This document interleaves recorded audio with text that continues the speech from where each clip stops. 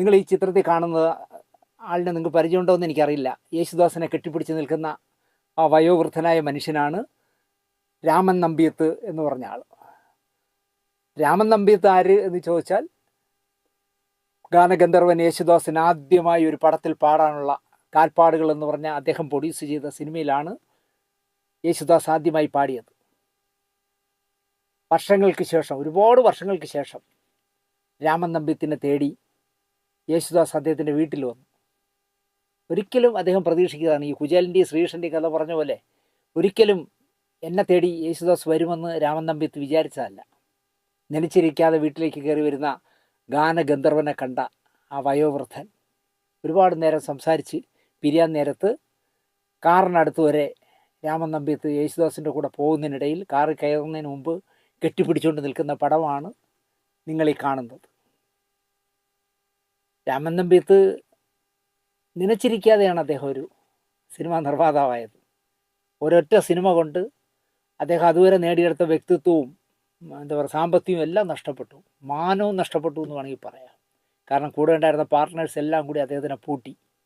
ആത്മഹത്യ ചെയ്താലോ എന്ന് വരെ ചിന്തിച്ച ശേഷം അദ്ദേഹം തിരിച്ച് ജീവിതത്തിലേക്ക് കടന്നു വന്നൊരു മനുഷ്യനാണ്. പാവം ഹതഭാഗ്യനായ ഒരു മനുഷ്യനാണ് രാമൻ നമ്പ്യത്ത്. അപ്പോൾ തൃശ്ശൂരിലെ പ്രീമിയർ ലോഡ്ജിൽ ഇരുന്നാണ് ഈ പറയുന്ന കാൽപ്പാടുകളുടെ കഥയും തിരക്കഥയും കൊണ്ടൊക്കെ. അതൊരു നാടകമാണ്. ആ നാടകം സിനിമയാക്കുകയാണ്. KS ആൻ്റണിയുടെ നാടകമാണ്, നമുക്ക് സിനിമയാക്കാമെന്ന് KS ആൻ്റണി പറഞ്ഞപ്പോൾ. അപ്പോൾ ആ നാടകത്തിലൊരു വേഷത്തിൽ രാമൻ നമ്പ്യത്ത് അഭിനയിച്ചിട്ടുണ്ട്.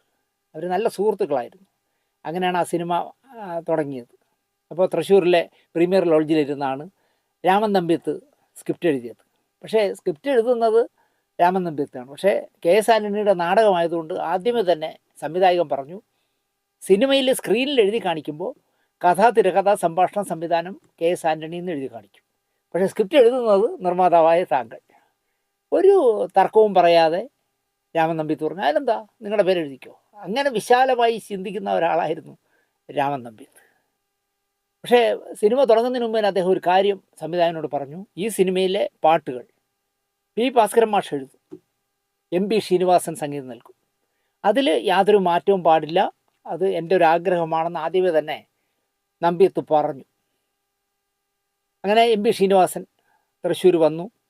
പാട്ടും ചിരിയും കളിയും ഒക്കെയായി ദിവസങ്ങൾ നീങ്ങുന്നതിനിടയിൽ, ചർച്ചകളോട് ചർച്ചകൾ രസകരമായി നടക്കുന്നതിനിടയിൽ, അക്കാലത്ത് നാടകരംഗത്ത് പ്രശസ്തനായ ഒരു ഗായകനുണ്ടായിരുന്നു, വൈക്കം ചന്ദ്രൻ. വൈക്കം ചന്ദ്രനാണ് നമ്പ്യത്തിനോടും എന്താ പറയുക KS ആൻ്റണിയോടും ഒരു കാര്യം ഉപദേശിച്ചു എന്ന് വേണമെങ്കിൽ പറയാം, അല്ലെങ്കിൽ ശുപാർശ ചെയ്തു എന്ന് പറയാം. എൻ്റെ പരിചയത്തിൽ നല്ല മിടുക്കനായ ഒരു പയ്യനുണ്ട്, നല്ല ശാരീരമുള്ള, അതിനൊത്ത സ്വഭാവശുദ്ധിയുള്ള, സംഗീതത്തെ ഉപാസിക്കുന്ന ഒരു കുട്ടിയെ ഞാൻ ഇന്ന് വരെ കണ്ടിട്ടില്ല ഇതുപോലെ. അത്രയും പെർഫെക്റ്റായ ഒരു പയ്യനെ എനിക്കറിയാം. കഴിയുമെങ്കിൽ നിങ്ങൾ ചെയ്യാൻ പോകുന്ന സിനിമയിൽ ആ പയ്യനൊരു ചാൻസ് കൊടുത്താൽ ചിലപ്പോൾ അവൻ അതോടെ രക്ഷപ്പെടും എന്നാണ് ഈ വൈക്കം ചന്ദ്രൻ പറഞ്ഞത്. കേട്ടപ്പോൾ അവർക്ക് അതിശയം തോന്നി. കാരണം നാടകത്തിൽ ശ്രദ്ധേയനായ ഗായകനാണ് വൈക്കം ചന്ദ്രൻ. എനിക്കൊരു ചാൻസ് തരണം, നിങ്ങൾ തരണം എന്ന് പറഞ്ഞാൽ, ഏയ് ചന്ദ്ര നീ എങ്ങനെ പാടുമെന്ന് ഞങ്ങൾക്ക് അറിയില്ല എന്ന് പറയാൻ ഒക്കില്ല. നന്നായിട്ട് പാടുന്ന നാടകങ്ങളിൽ നന്നായിട്ട് പാടുന്ന ഗായകനല്ലേ.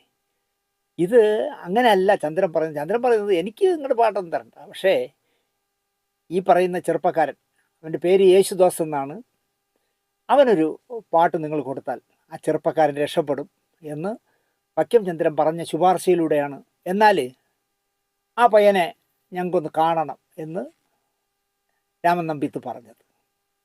ചന്ദ്രൻ്റെ നിർദ്ദേശാനുസരണം യേശുദാസ് നമ്പ്യത്തിനെയും KS ആൻ്റണിയെയും കാണാനായിട്ട് തിരുവനന്തപുരത്തുള്ള പഴയ MLA ക്വാർട്ടേഴ്സിൽ കുറൂർ നീലകണ്ഠൻ നമ്പൂതിരിപ്പാടിൻ്റെ മുറിയിൽ വന്നു. അദ്ദേഹം അന്ന് MLA ആണ്, കുറൂർ നീലകണ്ഠൻ നമ്പൂതിരിപ്പാട്. യേശുദാസ് 2-3 പാട്ടുകൾ പാടി. MLA ക്വാർട്ടേഴ്സിലെ മുറിയിലിരുന്ന് ആ പാട്ടുകൾ നന്നായിട്ട് ഇവർ ആസ്വദിച്ചു. മധുരോദാരമായ ശബ്ദം, ഏത് സ്ഥായിലൂടെയും അനായാസം കടന്നു പോകാൻ കഴിയുന്ന ഗായകനാണ് നമ്മുടെ മുന്നിലിരിക്കുന്ന ഈ പയ്യനെന്ന് അവർക്ക് രണ്ടുപേർക്കും തോന്നി. കാരണം ഹിന്ദിയും മലയാളവും ഒക്കെ പാടി, കർണാടിക് സംഗീതത്തിലുള്ള പാട്ടും ഒക്കെ പാടി. ഈ കുട്ടിക്ക് എൻ്റെ സിനിമയിൽ എൻ്റെ സിനിമ നടക്കുകയാണെങ്കിൽ, കാൽപ്പാടുകൾ എന്ന് പറഞ്ഞ എൻ്റെ സിനിമ നടക്കുകയാണെങ്കിൽ ഈ കുട്ടിക്ക് ഞാനൊരു പാട്ട് നൽകിയിരിക്കുമെന്ന് അന്ന് തന്നെ നമ്പ്യത്ത് ഉറപ്പിച്ചു, രാമൻ നമ്പ്യത്ത് ഉറപ്പിച്ചു. ദിവസങ്ങൾ കഴിയുമ്പോൾ പാട്ട് കമ്പോസിങ്ങിനായിട്ട് M P Srinivasan Peechi guest ഹൗസിലെത്തുന്നു. അപ്പോൾ ഈ വിവരം എന്താ പറയുക, യേശുദാസിനെ അറിയിച്ചു.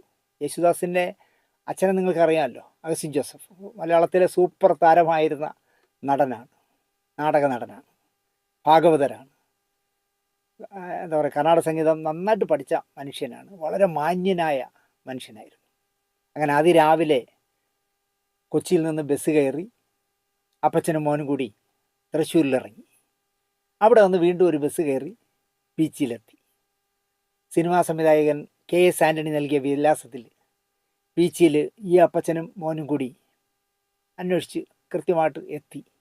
സിനിമാ സംവിധായകൻ, സംഗീത സംവിധായകൻ MP ശ്രീനിവാസനെ കാണാനാണ് ബീച്ചിലെത്തിയത്. അപ്പനും മോനും ആരാണെന്ന് നിങ്ങൾക്ക് മനസ്സിലായി കാണുമെന്ന് ഞാൻ ഇനി വീണ്ടും വീണ്ടും പറയണ്ടല്ലോ, യേശുദാസും അഗസ്റ്റിൻ ജോസഫ്. അപ്പോൾ MP ശ്രീനിവാസൻ താമസിക്കുന്നിടത്ത് എത്തിയപ്പോൾ അദ്ദേഹം പുറത്തെവിടെ പോയിരിക്കുകയാണ്. അങ്ങനെ ഇവർ രണ്ടുപേരും അദ്ദേഹത്തെ കാത്ത് അവിടെ ഇരുന്നു.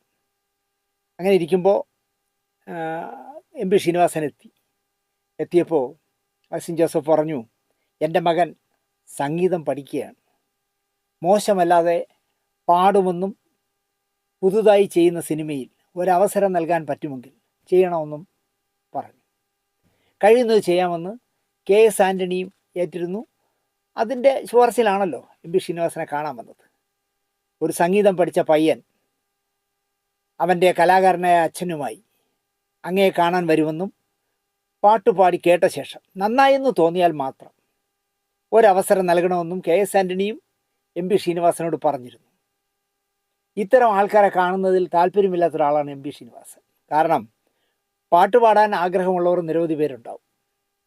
പക്ഷെ അവരിൽ ഒരു 99% പേരും മറ്റുള്ളവർ പാടിയത് ഏറ്റുപാടാൻ കഴിയും, അല്ലാതെ ഒരു പുതിയ ഗായകനായി വളരാൻ കഴിയുന്നവരായിരിക്കില്ല എന്നാണ് MP ശ്രീനിവാസൻ്റെ പക്ഷം. അനുകരിക്കാനാവും, പക്ഷേ നിങ്ങൾക്ക് അനുകരിക്കാനേ അറിയാവൂ, അല്ലാതെ ഒരു പുതിയ പാട്ട് തന്നാൽ പാടി ഫലിപ്പിക്കാനുള്ള കഴിവ് നിങ്ങൾക്കില്ല എന്ന് പറഞ്ഞാൽ ഈ വരുന്ന ഒരാൾക്കും മനസ്സിലാവില്ല എന്നാണ് MP ശ്രീനിവാസൻ പറയാറ്. അതുകൊണ്ട് തന്നെ പുതിയ മുഖങ്ങളെ ടെസ്റ്റ് ചെയ്ത് സമയം കളയാൻ MP ശ്രീനിവാസൻ മെനക്കെടാറില്ല. ഇന്ന് വരെ ഓഡീഷൻ ടെസ്റ്റ് വഴി ഒരു പ്രതിഭയെയും കണ്ടെത്താൻ കഴിഞ്ഞിട്ടില്ല എന്നതിനാൽ കഴിയുന്നത്ര ഈ വരുന്ന പയ്യനെയും അച്ഛനെയും ഒഴിവാക്കാൻ MBSും ശ്രമിച്ചു. പക്ഷേ KS ആൻ്റണി സമ്മതിച്ചില്ല. അത് ശരിയല്ല. നമ്മുടെ പ്രൊഡ്യൂസർക്ക് ഇഷ്ടപ്പെട്ട ഒരു പയ്യനാണ്, എനിക്കും അവൻ്റെ പാട്ട് ഞാൻ കേട്ടിട്ടുണ്ട്, അതുകൊണ്ട് തന്നെ ആ പാട്ട് കേൾക്കണം എന്ന് KS ആൻ്റണിയും MP ശ്രീനിവാസനെ നിർബന്ധിച്ചു. എന്തായാലും സംവിധായകൻ നല്ല ശുഭാപ്തി വിശ്വാസത്തോടെ പറയുന്നതല്ലേ, 1-2 പാട്ടുകൾ പാടിച്ച് കേട്ടിട്ട് വിടാമെന്ന് MP ശ്രീനിവാസൻ വിചാരിച്ചു. MP ശ്രീനിവാസൻ അഗസ്റ്റിൻ ജോസഫിന് ഒരു കസേര കൊടുത്തു, ഇരിക്കൂ, ഇരുത്തി. മകൻ അപ്പച്ചൻ്റെ കസേരയുടെ പിറകിൽ പിടിച്ചു നിന്ന് ഒരു ബലത്തിന്. ചുരുക്കം വാക്കുകളിൽ അങ്ങോട്ടും ഇങ്ങോട്ടുള്ള കുശലങ്ങളെല്ലാം കഴിഞ്ഞു. കാരണം MP ശ്രീനിവാസന് മനസ്സുകൊണ്ട് താല്പര്യമില്ല, അതാണ് പ്രശ്നം. 1-2 പാട്ടുകൾ കേൾക്കാമെന്നായി MBS. ആ മൂലയിൽ പോയി അവിടെ പോയിരുന്നിട്ട് അവിടെ ഇരുന്ന് പാടാൻ യേശുദാസ് എന്ന് പറഞ്ഞ ചെറുപ്പക്കാരനോട് MP ശ്രീനിവാസൻ പറഞ്ഞു. ഞാനിവിടെ അച്ഛൻ്റെ ഈ കസേരയുടെ പുറകിൽ നിന്ന് പാടാമെന്നായി യേശുദാസ്. അപ്പോൾ അപ്പച്ചനിരിക്കുന്ന കസേരയിൽ പിടിച്ച് നിന്ന് പാടുമ്പോൾ ഒരു ബലം കിട്ടും എന്ന് വിചാരിച്ചിട്ടായിരിക്കണം ഞാൻ അവിടെ പോയി ഇരുന്ന് പാടുന്നില്ല, ഞാൻ അപ്പച്ചൻ്റെ പുറകെ നിന്ന് പാടാം എന്ന് പറഞ്ഞു. ശരി, ഇഷ്ടം പോലെ പാടിക്കൊള്ളൂ. അങ്ങനെ അപ്പച്ചൻ്റെ തന്നെ നാടകത്തിലെ എന്താ പറയുക, ചെറായി G രചിച്ച് ജേക്കബും ജോർജും ജോബും ചേർന്ന് ഈണമിട്ട കൂരിരുൾ തിങ്ങിയ ജീവിതത്തിൽ ഏകനായി തീർന്നു ഞാൻ ഈ വിധത്തിൽ, ഇല്ലൊരു മിന്നുങ്ങു പോലും തെല്ലു വെളിച്ചം എനിക്ക് നൽകാൻ എന്നുള്ള ആ നാടകഗാനം ആദ്യമായിട്ട് MP ശ്രീനിവാസൻ്റെ മുന്നിൽ യേശുദാസ് പാടി. നന്നായി എന്ന് MBS പ്രോത്സാഹിപ്പിച്ചു. കാരണം അത്രയും മനോഹരമായിട്ടാണ് ചെറുപ്പക്കാരൻ പാടിയത്. കർണാടക സംഗീതം പഠിച്ചിട്ടുണ്ട് എന്നല്ലേ പറഞ്ഞത്? അതെ, പഠിച്ചിട്ടുണ്ട്. ഒരു കീർത്തനം ആകാം ഇനി അടുത്ത്. അങ്ങനെ ത്യാഗരാജസ്വാമികൾ രചിച്ച ബ്രോവ ഭാരമ രഘുരാമ എന്നുള്ള പാട്ടുപാടി, കീർത്തനം പാടി. ആ കീർത്തനം പാടി കേട്ടപ്പോഴും ഓരോ പാട്ട് കഴിയുമ്പോഴും MP ശ്രീനിവാസൻ അത്ഭുതമാവുകയാണ് ഈ ചെറുപ്പക്കാരനെ കുറിച്ച്. അദ്ദേഹം പറഞ്ഞു, ഇനി ഒരു ഹിന്ദി പാട്ട് പാടും. അങ്ങനെ പ്യാർ കി രഹൻ എന്ന് പറഞ്ഞ സിനിമയിലെ പ്രേം ധവാൻ എഴുതി കന്നു ഘോഷ് സംഗീതം നൽകിയ ദോ റോസ് മേ ഹോ പ്യാർ എന്നുള്ള പാട്ട് യേശുദാസ് പാടി. പാട്ട് കഴിഞ്ഞപ്പോൾ MBS ഒരു ചോദ്യം ചോദിച്ചു, ഇത് റാഫി പാടിയതല്ലേ എന്ന് ചോദിച്ചു. അല്ല സർ, ഇത് മുകേഷ് പാടിയതാണ് എന്നായി യേശുദാസ്. മുകേഷാണ് പാടിയതെന്ന് MBSന് അറിയാം. പക്ഷേ റാഫിയെ ആരാധിക്കുന്ന ഒരു ചെറുപ്പക്കാരനാണ് യേശുദാസ് എന്ന് ആ പാട്ടിൻ്റെ ആലാപന ശൈലി കൊണ്ട് MB ശ്രീനിവാസന് തോന്നി. അതുകൊണ്ടാണ് അദ്ദേഹം ചുമ്മാ ചോദിച്ചത് ഇത് റാഫി പാടിയതല്ലേ എന്ന്. കാരണം മുകേഷ് പാടിയ ആ പാട്ട് റാഫി പാടിയാൽ എങ്ങനെ ഇരിക്കുമെന്നുള്ള രീതിയിലാണ് യേശുദാസ് പാടിയത്. നവാഗതനായ യേശുദാസിന് കൈ കൊടുത്തിട്ട് പിതാവിനോട് പറഞ്ഞു, ഭഗവതർ, താങ്കൾ ഭാഗ്യവാനാണ്. എനിക്കൊന്നേ നിങ്ങളോട് പറയാനുള്ളൂ, എൻ്റെ മകൻ ഇത്രയും പാടാൻ കഴിഞ്ഞിരുന്നെങ്കിൽ എന്ന് ഞാൻ ആഗ്രഹിക്കുന്നു. ഒരു അച്ഛന് ഇതിൽ കൂടുതൽ എന്ത് ലഭിക്കണമെന്ന് നിങ്ങൾ ആലോചിച്ചു നോക്കൂ. സംഗീത സംവിധായകനായ MB ശ്രീനിവാസൻ പറയുകയാണ്, നിങ്ങൾ ഭാഗ്യം ചെയ്ത അച്ഛനാണ്. കാരണം എൻ്റെ മകൻ ഇത്രയും പാടാൻ കഴിഞ്ഞിരുന്നെങ്കിൽ എന്ന് ഞാൻ ആഗ്രഹിക്കുന്നു എന്നാണ് ആദ്യമായിട്ട് പിന്നണി ഗാന ശബ്ദ ടെസ്റ്റിന് ചെന്ന യേശുദാസിനെ കുറിച്ച് അഗസ്റ്റിൻ ജോസഫിനോട് MB ശ്രീനിവാസൻ പറഞ്ഞത്. അപ്പോൾ അദ്ദേഹം പറഞ്ഞു, സാർ, എൻ്റെ ദാസപ്പനെ അങ്ങയുടെ സ്വന്തം സഹോദരൻ്റെ മകനാണെന്ന് കരുതണം. അങ്ങ് തന്നെ അവനെ സഹായിച്ച് വളർത്തിയെടുക്കണം. വികാരനിർഭരമായ ആ രംഗം അവിടെ അവസാനിച്ചു. ഞാൻ നോക്കാം, സന്തോഷമായി പോയി വരൂ എന്ന് പറഞ്ഞ് MB ശ്രീനിവാസൻ യാത്രയാക്കി. അന്ന് വൈകുന്നേരം ഈ പറയുന്ന കാൽപ്പാടുകളുടെ നിർമ്മാതാവായ രാമൻ നമ്പ്യത്തും സംവിധായകൻ KS ആൻ്റണിയും MB ശ്രീനിവാസനെ കാണാൻ വന്നു. സ്വാഭാവികമായിട്ടും വരുമ്പോൾ ചോദിക്കുമല്ലോ, ഇന്ന് ആ പയ്യൻ വന്നിരുന്നല്ലോ, അഗസ്റ്റിൻ ജോസഫിൻ്റെ മോൻ വന്നിട്ട് എന്തായി എന്ന് ചോദിക്കുമല്ലോ. അപ്പോൾ MBS പറഞ്ഞു, കൺഗ്രാജുലേഷൻസ് ആൻ്റണി, നിങ്ങൾ രണ്ടാളും നല്ലൊരു ഗായകനെ തന്നെയാണ് കണ്ടെത്തിയത്. നിങ്ങൾക്ക് രണ്ടുപേർക്കും അതിൻ്റെ ക്രെഡിറ്റ് ഞാൻ തരുന്നു. അത്ഭുത ഗായകനാണ് അവൻ, നമുക്കവനെ ഉപയോഗപ്പെടുത്തണം. ആ പയ്യൻ ചിലപ്പോൾ ചരിത്രം സൃഷ്ടിക്കും. ആലോചിച്ച് ഒരു സംഗീത സംവിധായകൻ ഹിന്ദിയിലും കർണാട്ടിക്കിലും അല്ലെങ്കിൽ നാടകത്തിലും ഒക്കെ ഉള്ള 3 പാട്ട് കേട്ടപ്പോൾ അദ്ദേഹം പറയുകയാണ്, ആ പയ്യൻ ചിലപ്പോൾ സംഗീത രംഗത്ത് ചരിത്രം സൃഷ്ടിക്കും എന്നാണ് MB ശ്രീനിവാസൻ പറഞ്ഞത്. ആ വാക്ക് പൊന്നായിരുന്നു എന്ന് വേണമെങ്കിൽ പറയാം. ഇവിടെ നടന്നതൊക്കെ രാമൻ നമ്പ്യത്തിനും KS ആൻ്റണിക്കും MB ശ്രീനിവാസൻ വിവരിച്ചു കൊടുത്തു. റെക്കോർഡിംഗ് സമയത്ത് യേശുദാസിനെ മദ്രാസിൽ വരുത്താനുള്ള കാര്യങ്ങൾ ചട്ടം കെട്ടിയിട്ട് MB ശ്രീനിവാസൻ അതിൻ്റെ പിറ്റെന്നോ മദ്രാസിലേക്ക് യാത്രയായി. മാസങ്ങൾ പലതും കടന്നുപോയി. എന്തായി കാര്യങ്ങൾ എന്ന് തിരക്കാൻ അഗസ്റ്റിൻ ജോസഫിൻ്റെ ആത്മാഭിമാനം അനുവദിക്കുന്നതുമില്ല. 2-3 മാസം കഴിഞ്ഞിട്ട് ഒരനക്കവുമില്ല.